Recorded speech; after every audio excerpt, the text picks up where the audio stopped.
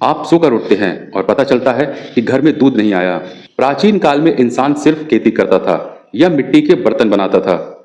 इसे याद रखने की एक बहुत ही आसान ट्रिक है। जो भी चीज हमें सीधे कुदरत से मिले वो प्राथमिक है। ये सेक्टर कच्चे माल को एक नई पहचान और कीमत देता है। इसका अंदाजा आप 2022 के इन आंकड़ों से लगा सकते हैं।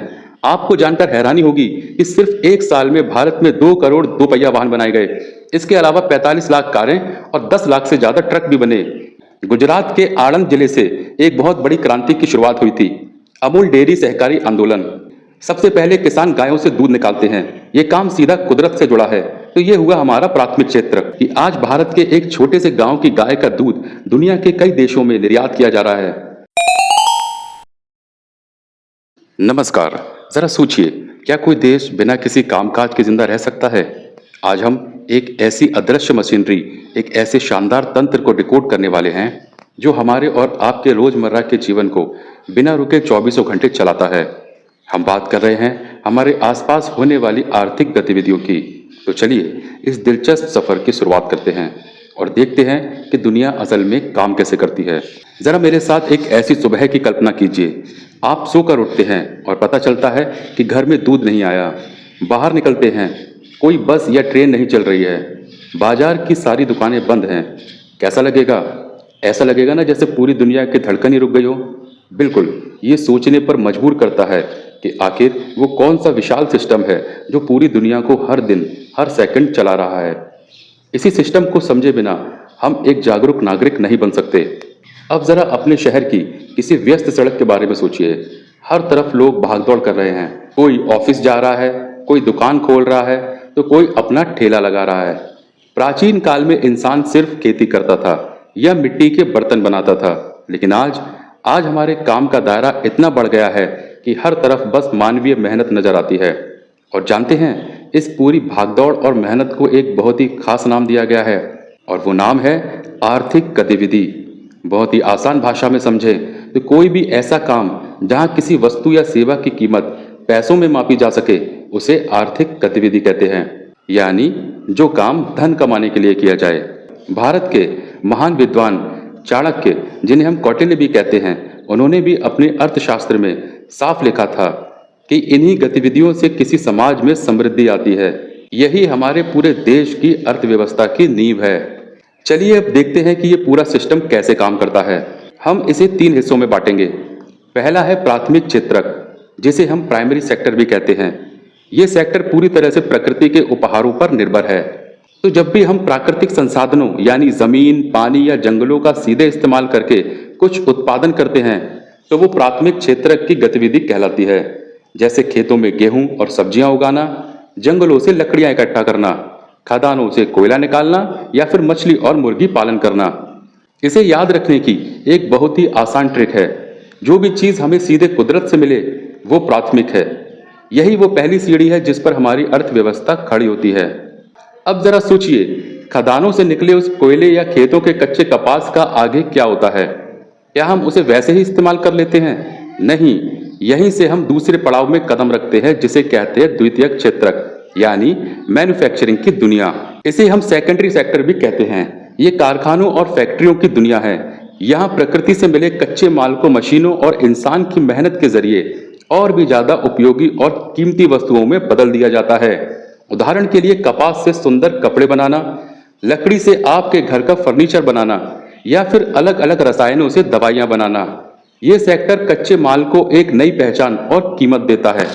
भारत का ये मैन्युफैक्चरिंग सेक्टर कितने बड़े लेवल पर काम कर रहा है इसका अंदाजा आप 2022 के इन आंकड़ों से लगा सकते हैं। आपको जानकर हैरानी होगी कि सिर्फ एक साल में भारत में 2 करोड़ दोपहिया वाहन बनाए गए। इसके अलावा 45 लाख कारें और 10 लाख से ज्यादा ट्रक भी बने। ये कोई छोटा मोटा काम नहीं है। ये एक विशाल उद्योग है जो लाखों लोगों को रोजगार दे रहा है। अब यहाँ एक बहुत ही दिलचस्प सवाल आता है, क्या फैक्ट्रियों में बनी ये करोड़ों कारें और बाइक्स खुद चलकर शोरूम या ग्राहकों तक पहुंच जाएंगी? बिल्कुल नहीं।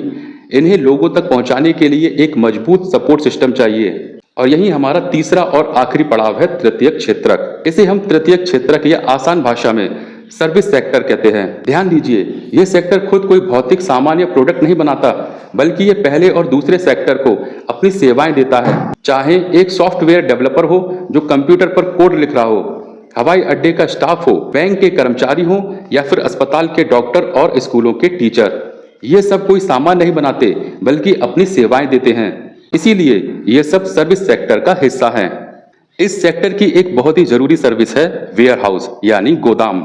जब फैक्ट्रियों में लाखों टन सामान बन जाता है तो सब कुछ एक दिन में तो बिक नहीं जाता, उसे बारिश, धूप और चोरी से बचाने के लिए सुरक्षित रखना पड़ता है। यही काम ये विशाल इमारतें करती हैं। अगर ये गोदाम ना हो तो सोचिए क्या होगा। किसानों का अनाज और फैक्ट्रियों का कीमती सामान बाजार पहुंचने से पहले ही खराब हो जाएगा। है ना कमाल की सर्विस। तो अब तक हमने प्राथमिक, द्वितीयक और तृतीयक इन तीनों क्षेत्रों को अलग अलग समझा, लेकिन असल में हमारी रोजमर्रा की जिंदगी में ये बिल्कुल भी अलग नहीं है। चलिए इन कड़ियों को आपस में जोड़ते हैं और देखते हैं कि कैसे ये तीनों मिलकर आत्मनिर्भरता की एक बेहतरीन कहानी लिखते हैं। इसे समझने के लिए हम इतिहास के पन्नों से एक बहुत ही शानदार असली उदाहरण लेते हैं। गुजरात के आणंद जिले से एक बहुत बड़ी क्रांति की शुरुआत हुई थी, अमूल डेयरी सहकारी आंदोलन।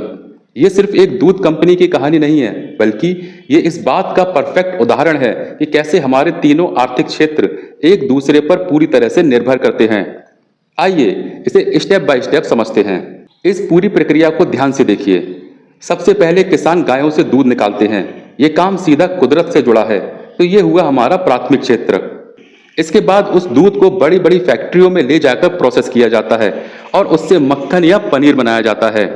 यह हो गया हमारा द्वितीयक क्षेत्र। और आखिर में ट्रकों और मालगाड़ियों के जरिए उस मक्खन और पनीर को दुनिया भर की दुकानों तक पहुंचाया जाता है। ये ट्रांसपोर्ट और मार्केटिंग की सेवा हमारा तृतीयक क्षेत्र है। और इन तीनों के साथ मिलकर काम करने का नतीजा क्या निकलता है? नतीजा ये है कि आज भारत के एक छोटे से गांव की गाय का दूध दुनिया के कई देशों में निर्यात किया जा रहा है।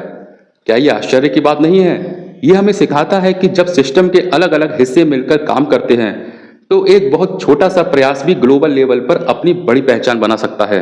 तो इस अध्याय में हमने क्या सीखा? हमने सीखा कि हमारी अर्थव्यवस्था एक मजबूत चेन की तरह है। प्राइमरी सेक्टर कच्चा माल देता है, सेकेंडरी सेक्टर उसे काम की चीज बनाता है और सर्विस सेक्टर उसे हम तक पहुंचाता है।